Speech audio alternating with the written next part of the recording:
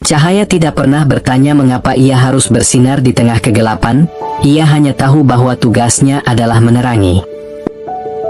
Sudahkah engkau makan hari ini? Jika iya, apakah kau menganggapnya sekadar rutinitas yang terlupakan begitu saja, atau kau mensyukurinya sebagai kemewahan yang tak semua orang miliki? Bayangkan seseorang yang setiap pagi bangun bukan untuk memilih menu sarapan, melainkan untuk memilih tempat di mana ia bisa mencari sisa-sisa kehidupan yang dibuang orang lain. Di balik keramaian kota yang tak pernah tidur, ada wajah-wajah yang tidak pernah kau lihat, mereka yang berjalan tanpa nama, berbicara tanpa suara, dan berharap tanpa jaminan. Ini bukan kisah tentang keluhan atau tuntutan, melainkan tentang seseorang yang percaya bahwa kebajikan tetap memiliki tempat bahkan di tengah reruntuhan dunia yang tak ramah. Ia tak memiliki rumah untuk berlindung dari hujan, tak memiliki pakaian yang layak untuk mengusir dingin malam, tetapi di dalam dirinya ada sesuatu yang lebih besar dari sekadar kelangsungan hidup. Ada prinsip yang tak pernah mati, keyakinan bahwa setiap langkah yang diambil, betapapun beratnya, harus selalu berpijak pada kebaikan. Karena hidup, menurutnya, bukan tentang menghindari penderitaan, melainkan tentang bagaimana seseorang membentuk jiwanya di tengah penderitaan itu. Seperti seorang pandai besi yang memukul-mukul logam panas untuk membentuk pedang yang kokoh. Dan disinilah ceritanya dimulai di sudut jalan yang basah oleh hujan malam, di bawah sinar lampu yang redup, ketika seorang manusia kecil tanpa nama berdiri memandangi dunia yang tampak terlalu besar untuk ditembus, tetapi terlalu dekat untuk diabaikan. Nathan, seorang pemuda yang hidup di lorong-lorong sempit kota dengan pakaian lusuh dan tangan yang selalu kotor oleh debu, memandang dunia bukan sebagai tempat yang menolaknya, melainkan sebagai ruang ujian yang mengasah kebajikannya. Setiap pagi, ia menyusuri jalanan dengan keranjang plastik di punggungnya, mengumpulkan botol dan kardus bekas yang terabaikan oleh mereka yang menganggap sampah hanya sebagai sisa, bukan peluang. Dalam kemiskinan yang melingkupinya, Nathan memandang kebahagiaan bukan sebagai kepemilikan benda-benda, tetapi sebagai keadaan batin yang tercipta dari keteguhan hati dan kehormatan dalam menjalani hidup yang selaras dengan prinsip-prinsip moral. Ia tahu, sebagaimana diajarkan Aristoteles, bahwa kebahagiaan sejati bukanlah kenikmatan yang sesaat, melainkan hasil dari tindakan yang berulang dan konsisten dalam memperbaiki diri, mengasah karakter, dan menyeimbangkan dorongan-dorongan naluriah yang kerap kali membawanya ke tepi jurang keputusasaan. Dalam malam-malam yang dingin, ketika ia tidur beralaskan kardus dan atapnya adalah langit kelam, Nathan sering merenungkan arti keberanian sebuah kebajikan yang, menurutnya, tidak terletak pada ketidakpedulian terhadap bahaya, tetapi dalam menghadapi ketakutan dengan kesadaran bahwa hidup ini adalah arena di mana jiwa diuji, bukan dihancurkan. Ia percaya bahwa kebajikan tidak lahir dari keadaan yang nyaman, melainkan dari keteguhan melawan kemalangan dan ketidakpastian, seperti saat ia harus membela seorang anak kecil yang hendak dipukuli oleh preman hanya karena berani melawan untuk mempertahankan sepotong roti basi. Dalam momen itu, Nathan merasakan bahwa keberanian bukan sekadar tindakan impulsif, melainkan keseimbangan antara ketakutan dan kepercayaan diri yang diperoleh melalui pengalaman hidup di jalanan yang keras. Di sela-sela kesengsaraan itu, ia juga memahami pentingnya keadilan, bukan sebagai gagasan abstrak, melainkan sebagai tanggung jawab untuk membagi apa yang sedikit ia miliki kepada sesama pemulung yang lebih renta darinya. Sebuah tindakan yang mencerminkan keyakinannya bahwa kebajikan tidak boleh menjadi hak istimewa mereka yang kaya, melainkan cahaya yang menerangi bahkan jiwa-jiwa yang terbuang.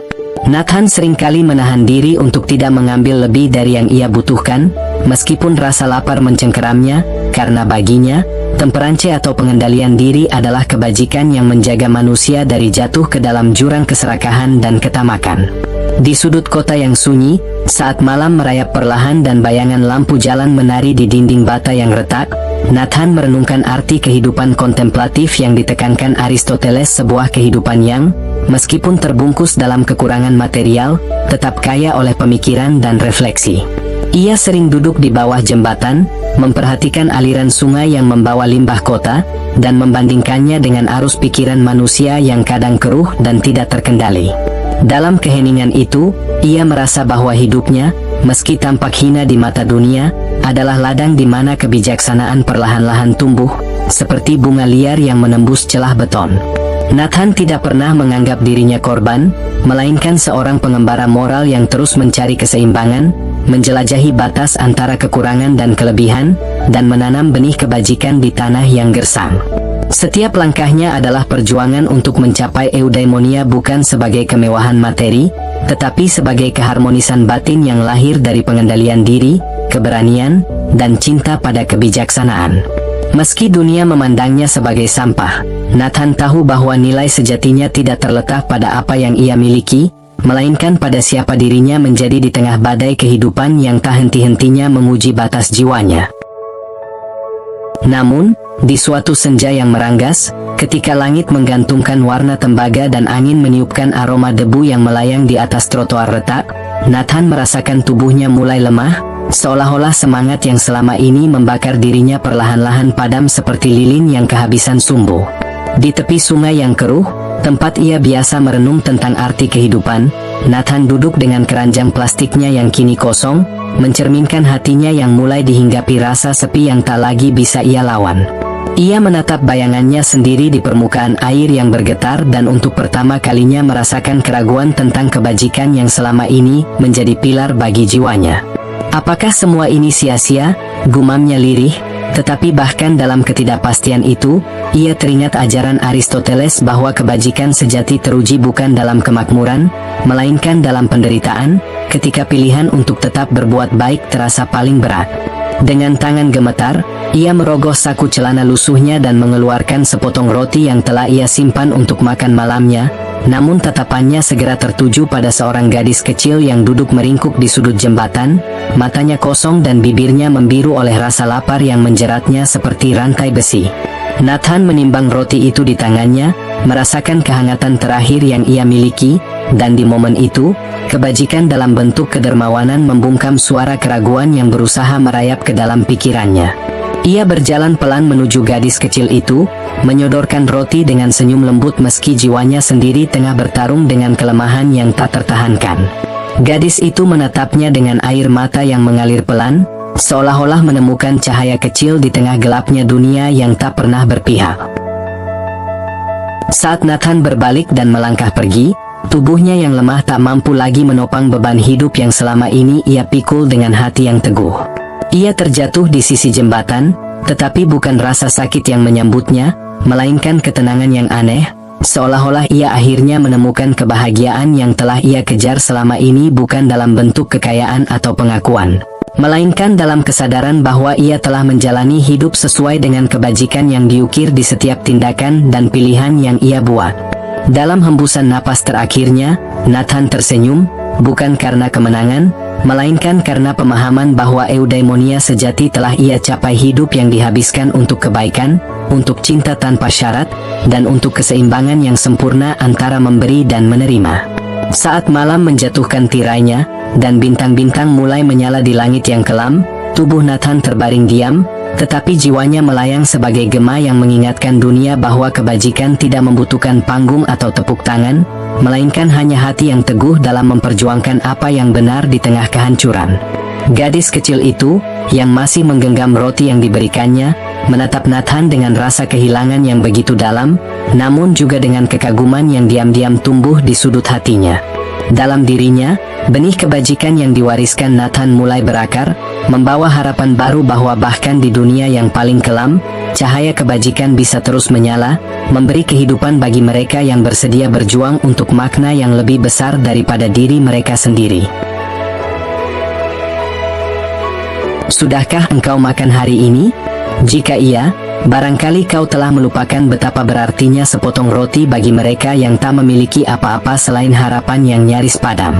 Barangkali kau tak pernah memikirkan betapa dunia ini memberi lebih kepada mereka yang sudah memiliki banyak, sementara mereka yang kekurangan harus merangkak di lorong-lorong gelap hanya untuk menemukan sisa-sisa kehidupan. Namun ketahuilah, hidup bukan sekadar tentang apa yang kita miliki, melainkan tentang siapa kita dalam menghadapi kehilangan. Jika kau merasa terhimpit oleh dunia, lihatlah ke cermin dan tanyakan pada dirimu sendiri, apakah aku telah hidup dengan kebajikan hari ini?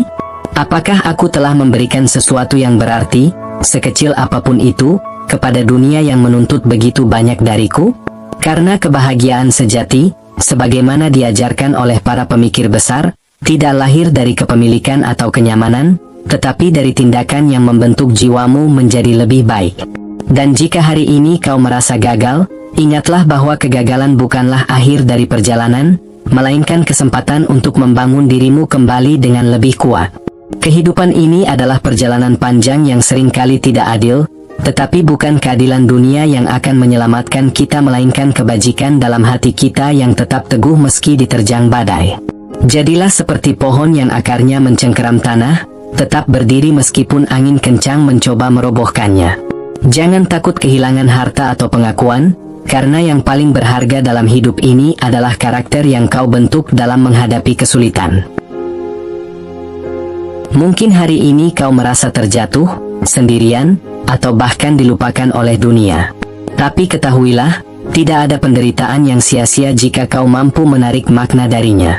Bangkitlah, bukan untuk membalas dunia, tetapi untuk membuktikan bahwa bahkan di tengah kegelapan, kau masih bisa menjadi cahaya.